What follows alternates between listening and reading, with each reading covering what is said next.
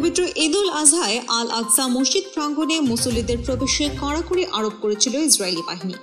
ব্যাপক তল্লাশির পর ঈদের নামাজ আদায়ের জন্য প্রাঙ্গণে প্রবেশ করতে পারেন অনেকে।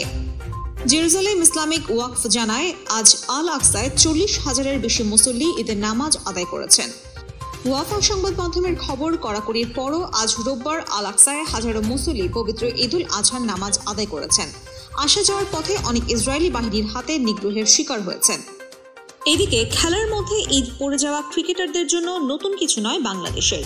বাংলাদেশ দলের বেশিরভাগ ক্রিকেটারেরই দেশের বাইরে ঈদ করার অভিজ্ঞতাও আছে, বিশ্বকাপের মধ্যে ঈদ করারও।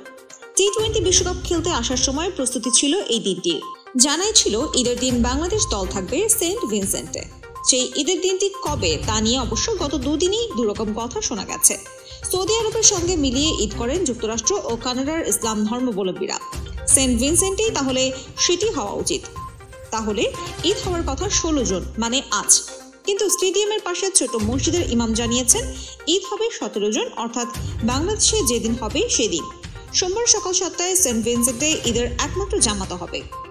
বাংলাদেশ দল অবশ্য সেটির অপেক্ষায় না থেকে আজই ঈদের নামাজ আদায় করে ফেলেছে। আবার ফিলিস্তিনের গাজা শহরের ঐতিহাসিক ওমরি মসজিদের আঙিনায় ঈদের নামাজ আদায় করছেন মুসল্লিরা।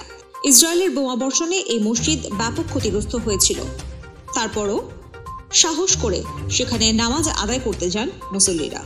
দক্ষিণ গাজা উপত্যকার খান ইউনিসে ইসরায়েলি বিমান হামলায় ক্ষতিগ্রস্ত আল রাহমা মসজিদের ধ্বংসাবশেষের কাছে ঈদ উল আজহার নামাজ আদায় করছেন মুসল্লিরা।